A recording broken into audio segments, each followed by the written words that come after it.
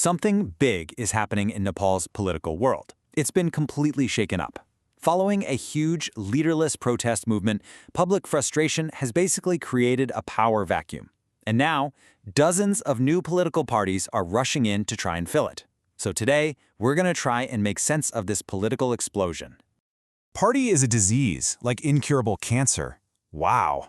That's a real post from Harkas Pong, an independent mayor who's really shaken up the system. And you know what? It just perfectly captures that deep feeling of disillusionment people have with traditional politics, a feeling that has set the stage for the dramatic changes we're seeing right now. And the result of all that disillusionment? Well, this. Just look at this number. As of right now, nearly 38 new political parties are in the process of registering with the Election Commission. It's an absolutely staggering figure that shows you just how fractured, and yet maybe how hopeful, the political scene has become. And that, right there, is the core question we're tackling today. I mean, with an election on the horizon, this incredibly crowded field is confusing for just about everyone. So we're putting together a clear guide to the key players and what they're actually promising. All right, so here's our game plan. First, we're going to look at why this is all happening right now. Then, we'll break down these new challengers into 3 totally distinct groups. And finally, we'll get into the critical dilemma that's facing every single voter. So it all kicked off with what people are calling the Gen Z Andolan, a totally spontaneous, leaderless movement that was just born from years of pent-up anger. Frustration over corruption, no jobs, and this out-of-touch political class. It all just finally boiled over. It really created the perfect storm for change. Now, this isn't the first time a movement has shaken things up in Nepal. After a big push for democracy back in 2007, people were really hoping for development and stability. But instead, what they got was political gridlock. This time, though, it feels different. The Gen Z movement didn't just challenge the government, it challenged the very legitimacy of the entire political establishment. So who's stepping into this vacuum? Well, first up, let's talk about the grassroots challengers. These are parties that have sprung up directly from activism and local movements, and they're often driven by single, very powerful personalities. And the most prominent figure here, without a doubt, is Harkas Pong. This guy was a relative unknown who just shot to fame by winning the mayorship of a major city as an independent. His core promise? Super simple: to solve the city's water crisis. And now, he's aiming for national power with his new party, the Labor Culture Party. Sampong's appeal is undeniable. His whole idea of Shramdan, getting regular citizens to volunteer for national development projects, it really resonates with people who are just sick of corruption. But, and this is a big but, there are some serious red flags. His ideology is literally called Harkawad, a system built entirely around him. This kind of personality cult, combined with a reputation for an authoritarian style, raises some pretty big questions about his ability to lead a democratic country.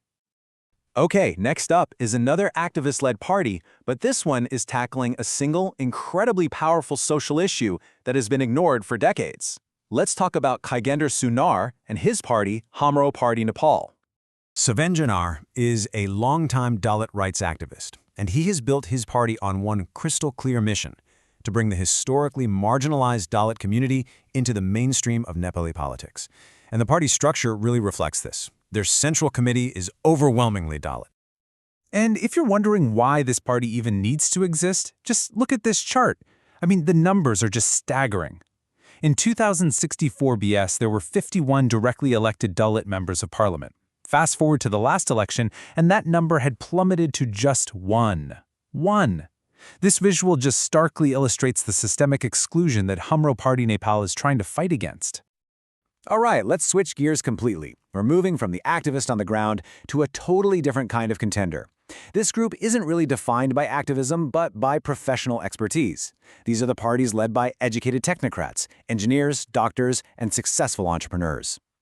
So 3 key players really stand out here. First, there's the Ujalo Nepal Party, which is built around the massive popularity of Kulman Gising, the guy who famously ended Nepal's power cuts.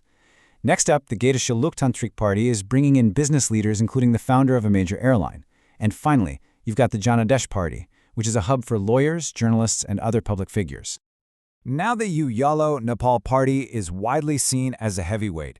Its strength really comes from the immense public goodwill towards Kulman Gising. I mean, he's the man credited with ending Nepal's chronic power cuts. So the party is packed with doctors and engineers, and they're promising this new era of competent, expertise-driven governance, and that holds a huge appeal for urban voters who are just desperate for results, not more rhetoric. And that brings us to our third and, let's be honest, most controversial category. The parties that look new on the surface, but are actually led by some of the most familiar, and to many, failed faces in the polypolitics. And this slide right here perfectly illustrates the core tension for voters. You see new names like the Nepal Communist Party and the Pragatishil Loktantrik Party. But then you look at who's leading them, and it's the very same figures the Gen Z movement was protesting against. Prachanda, Madhav Kumar Nepal, Babaram Bhattari. They claim to have reformed, but for a skeptical public, these look less like new parties and more like old wine in new bottles. This powerful analogy just says it all. These veteran politicians are trying to claim the mandate of the Gen Z movement, but for a public that feels totally betrayed, earning back that trust, well, it's going to be like trying to chew iron, an almost impossible task. So, this brings us to the crucial final point. With all of these options, from activists to technocrats to rebranded veterans, how does a voter possibly make a smart choice? This is the voter's dilemma. And here is the biggest risk. This explosion of new parties could fragment the vote so much that no single party wins a clear majority. And that would lead to a hung parliament, forcing unstable coalitions and backroom deals, which is exactly the kind of bargaining politics that allows the old power brokers to stay in control no matter who you vote for. So what can you actually do? It really comes down to being an informed voter. Before you even look at candidates, know your own principles. Then research the person, not just the party banner. Ask them hard questions, and hey, if they avoid them, that's an answer in itself. And finally, if you've been disappointed before, maybe it's time to commit to making a different choice this time around. Ultimately, this election presents a fundamental question for Nepal. Is this a genuine chance to reset the country's political path with new ideas and new leaders? Or will all this fragmentation and all these familiar faces just pull everyone back into the same old race run by the same old rules? Really, the answer lies in the hands of the voters.